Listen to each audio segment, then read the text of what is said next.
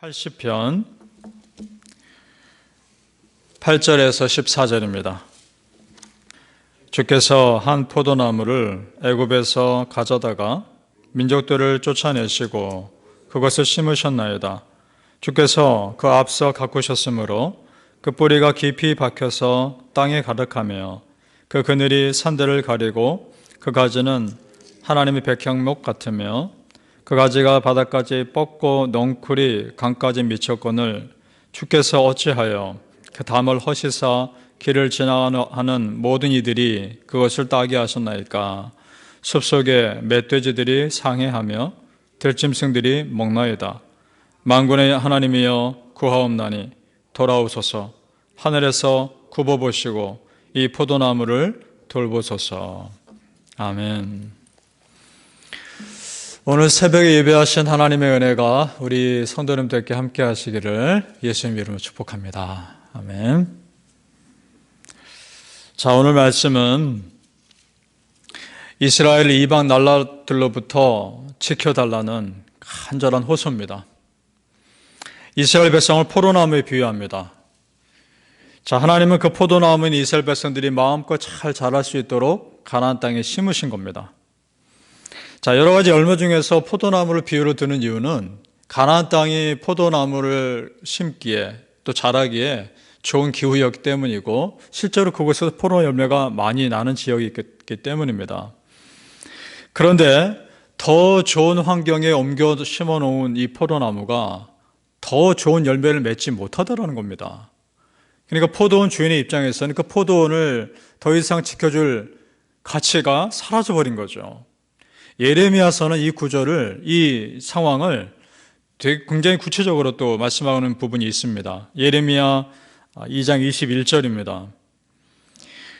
내가 너를 순전한 참 종자 곧 귀한 포도나무로 심었거늘 내게 대하여 이방 포도나무의 악한 가지가 되면 어찌 됨이냐.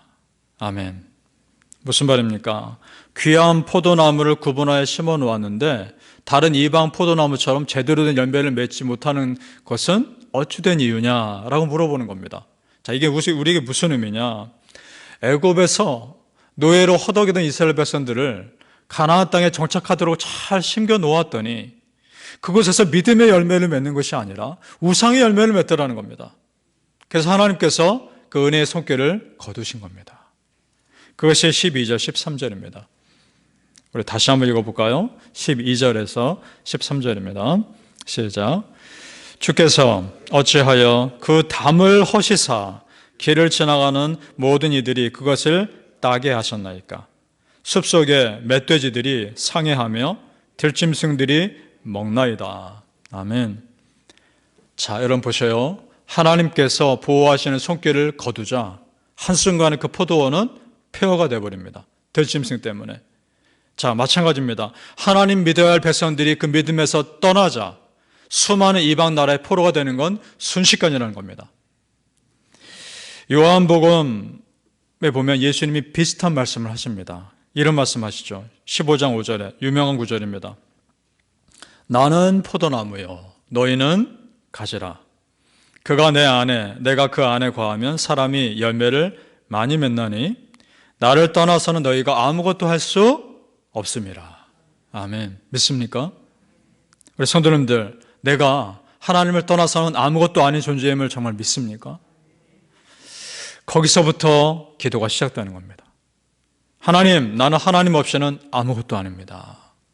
나한테 예수님 없이면 나는 안 되는 겁니다. 이게 우리의 기도할 근거라는 겁니다.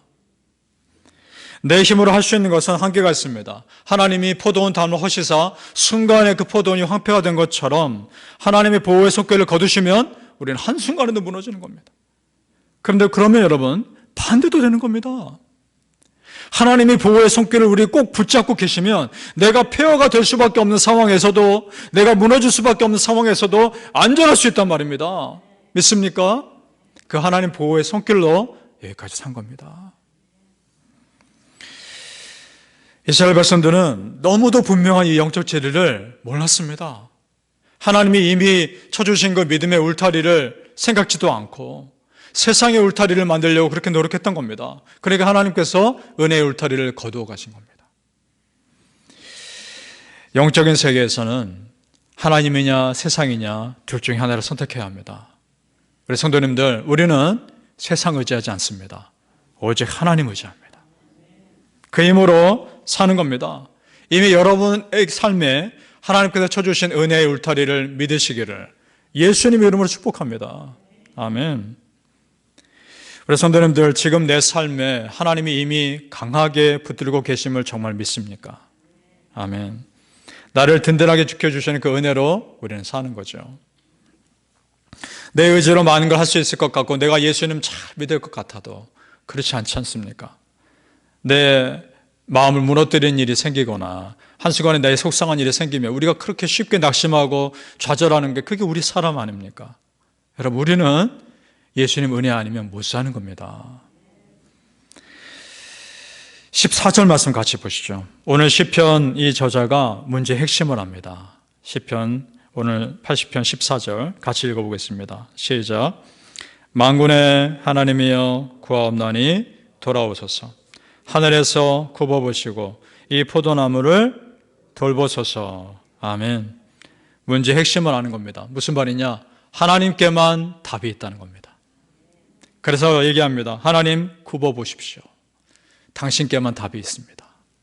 그리고 이 표현 중에 구하옵나니 라는 표현을 주목해 봅니다. 원어의 뜻을 보면 이런 뜻이 있습니다. 제발, 부디 이런 뜻이 있습니다. 그러니까 하나님 제발 도와주십시오.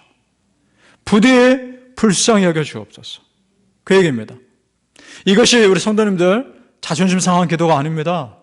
하나님께는 다 기도할 수 있습니다. 하나님께 불쌍히 여기는 것이 내 자존심 상하는 기도가 아니라 내가 정말 하나님께 다 맡겼다는 기도입니다. 바로 우리 성도님들, 여호와 하나님께 불쌍히 여기는 것이야말로, 여긴 받는 것이야말로 참으로 큰 은혜임을 믿으시기를 예수님 이름으로 축복합니다. 아멘. 불쌍히 여긴 받아야 내 문제 해결받는 겁니다. 오늘 시편 기자가 의미심장한 말을 합니다. 이스라엘 백성이 잠깐 구원받는 것이 아니라 영원히 구원받을 길을 구원받으실 해주실 메시아를 갈망한다는 겁니다. 17절 말씀 읽어보죠. 17절 시작. 주의 오른쪽에 있는 자 곧 주를 위하여 힘있게 하신 인자에게 주의 손을 얹으소서. 아멘. 주의 오른쪽에 있는 자. 그 당시 상황으로 보면 이스라엘 왕으로 해석될 수도 있지만 영적인 의미로 보면 진정으로 이 땅에 와서 우리에게 왕 노릇하실, 우리를 진정한 자유를 이끌어 주실 영원한 왕 누굽니까? 예수 그리스도, 하나님 오른편에 계신 분. 그분을 갈망하고 있는 겁니다. 그분, 그 메시아가 오셔야만 우리가 진정으로 자유하게 될 수 있다는 이 시편 기자는 고백하고 있는 겁니다. 성경에서 오른쪽은 무엇을 상징합니까? 권능, 강한 다스림. 이 땅에 와서 권능과 강한 다스림으로 이 땅을 다스리실 분이 누굽니까? 메시아, 예수 그리스도 아닙니까?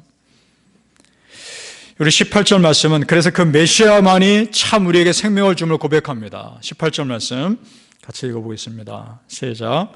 그리하시면 우리가 주에게서 물러가지 아니하오리니 우리를 소생하게 하소서. 우리가 주의 이름을 부르리이다. 아멘. 오늘 이 시편 기자는 문제 핵심이 이스라엘이 약해서 침략당하는 거 아니라는 걸 압니다. 다른 나라들이 강해서 이스라엘 침략당한 것이 아닙니다. 영적인 문제입니다. 하나님에게서 믿음이 떠났기 때문에 지금 우리가 이렇다는 것을 알고 있는 겁니다. 그래서 하나님, 그 영적 침체에서 우리를 건져내 주옵소서, 소생케 해 주시옵소서. 그것이 살 길임을 안 겁니다. 우리 성도님들, 그 믿음이 여러분에 있기를 바랍니다. 영적인 우리가 이 땅을 살아가면서 진정한 삶의 문제는 영적인 문제일 수 있습니다. 눈에 보이는 그 사람의 문제가 아니라, 그 상황의 문제가 아니라 내가 나에게 베풀어 주신 하나님의 은혜를 깨닫지 못할 것이기 때문일 수도 있는 겁니다. 이미 나에게 쳐준 그 은혜의 울타리를 내가 의지하지 않고 또 다른 세상의 울타리를 의지하려고 했었기 때문일 수도 있는 겁니다. 그 영적인 눈을 뜨실 수 있기를 축복합니다. 우리 하나님, 우리가 오해하지 않으셨으면 좋겠습니다. 우리 하나님은 어떻게 해서든지 여러분을 도와주길 원하시는 분임을 믿으시길 바랍니다. 민수기 6장에 이런 말씀이 있습니다. 여호와는 내게 복을 주시고 너를 지키시기를 원하며 여호와는 그의 얼굴을 너에게 비추사 은혜 베푸시기를 원하며 여호와는 그 얼굴을 너에게로 향하여 드사 평강 주시기를 원하노라. 아멘. 여러분, 시들어진 포도나무 같은 나를 다시 소생케 해주시고 다시 생명 주시고 영적인 침체에서 건져주실 분은 오직 여호와 하나님이신 줄로 믿습니다. 그 영원한 메시아이신 줄로 믿습니다. 그 하나님이 여러분을 어떻게 해서든지 건져주기를 원하는가 믿으시기를 축복합니다.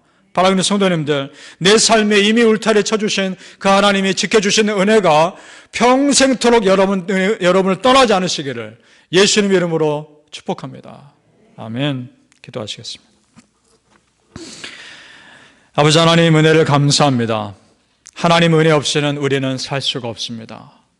그 은혜를 내려주시옵소서. 그 은혜를 갈망하여 또 이 자리에 왔으니 하나님, 우리의 피난처 되어 주시옵소서. 내 힘으로 도저히 해결할 수 없는 일들이 너무나 많아 그저 우리는 하나님 앞에 기도할 수밖에 없는데 이것이야말로 가장 중요한 우리의 기도의 이유인 줄로 믿습니다. 여호와 하나님 도움 없이는 내가 살 수 없기에, 예수님 없이는 내가 살 수 없기에 기도합니다. 하나님, 우리 성도님들의 기도를 간절하게 붙잡아 주시옵소서. 반드시 응답하여 주시옵소서. 하나님의 살아계심을 우리 성도님의 삶에 보여주시옵소서. 한 분 한 분의 삶에 예수 그리스도의 은혜가 평생토록 떠나지 않게 하여 주시옵소서.